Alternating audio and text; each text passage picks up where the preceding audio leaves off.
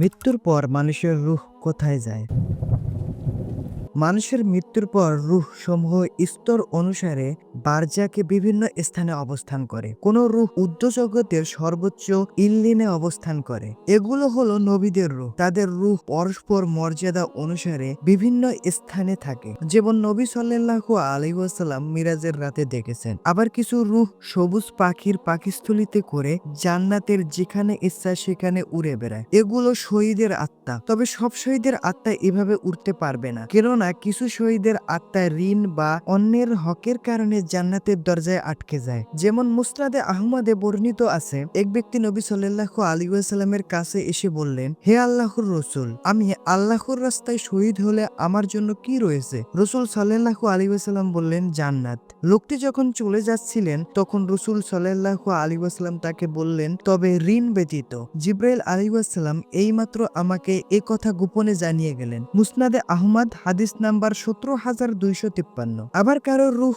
জান্নাতের দরজায় আটকে থাকবে। যেমন অন্য হাদিসে এসেছে, রসুল সাল্লাল্লাহু আলাইহি ওয়াসাল্লাম এক ব্যক্তি মারা গেলে তার সম্পর্কে বললেন, নিশ্চয়ই তোমার ভাই ঋণের কারণে জান্নাতে প্রবেশ করা থেকে আটকে আছে। মুস্তাদে আহমদ হাদিস নাম্বার 20,222। আবার কারো কারো রূহ কবরে আটকে থাকবে। কখনোই নয়, যার হাতে আমার প্রাণ তার কসম, ওই কম্বল যা সে খয়বারের দিন গনিমতের মাল বন্টন হওয়ার পূর্বে আত্মসাৎ করেছিল তা তার উপর আগুন হয়ে জ্বলছে। সহিহ বুখারী হাদিস নাম্বার 6,707, সহিহ মুসলিম হাদিস নাম্বার 115। আবার কারো কারো রূহ জান্নাতের দরজায় অবস্থান করবে। যেমন ইবনু আব্বাস রাদিয়াল্লাহু আনহু থেকে বর্ণিত হাদিসে এসেছে, শহীদগণ জান্নাতের দরজায় দীপ্তমান নহরের সবুজ গম্বুজ বিশিষ্ট স্থানে থাকবে। সকাল সন্ধ্যা তাদের জন্য জান্নাত থেকে খাবার আসবে। মুসনাদে আহমদ হাদিস নাম্বার 2,390। তবে জাফর ইবনু আবু তালিব রাদিয়াল্লাহু আনহুর ক্ষেত্রে এটি ভিন্ন হবে, কেননা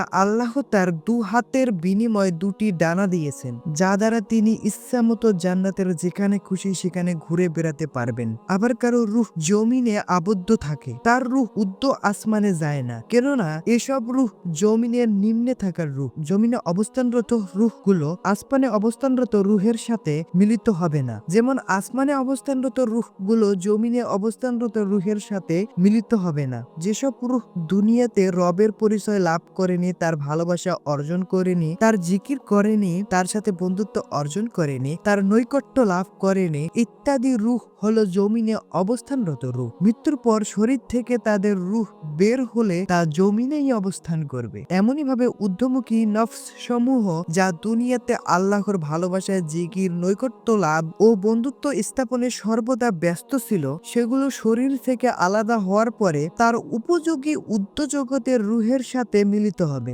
ব্যক্তি যাকে ভালোবাসে তার সাথে বারজাক ও কিয়ামতে থাকবে। আল্লাহ তাআলা বারজাকে ও কিয়ামতের দিন রূহ সমূহকে একে অন্যর সাথে মিলিত করে দিবেন, যা ইতিপূর্বে বর্ণিত হাদিসে আলোচনা করা হয়েছে। তিনি মুমিনের রূহ তার অনুরূপ মুমিনের রূহের মধ্যে প্রবেশ করবেন। অতএব মৃত্যুর পর রূহ শরীর থেকে আলাদা হলে তার আমল অনুযায়ী তার আকৃতির উপযোগী ও সমজাতীয় রূহের সাথে থাকবে, তখন সেখানে তাদের সাথেই থাকবে। আবার কিছু রূহ জিনাকারী ও জিনাকারিনীর সাথে থাকবে। কিছু রূহ রক্তের নদীতে সাঁতার কাটবে, কিছু রূহকে পাথর গ্রাস করবে। অতএব সব রূহ একই স্থানে সুখে বা দুঃখে থাকবে না, বরং কিছু রূহ ইল্লিনের সর্বোচ্চ ঊর্ধ্ব জগতে থাকবে। আর জমিনের নিম্ন স্তরের রূহ সমূহ জমিন থেকে উপরে উঠতে পারবে না, বরং জমিনের নিম্ন স্তরে থাকবে। তাই আসুন ভাই, আমরা আল্লাহকে ভয় করি এবং আল্লাহর দেখানো পথে চলি, আল্লাহর নৈকট্য লাভ করি। তো এই ছিল আজকে আমাদের ভিডিও। আমাদের ভিডিওটি ভালো লেগে থাকলে অবশ্যই লাইকটি দিয়ে দিবেন এবং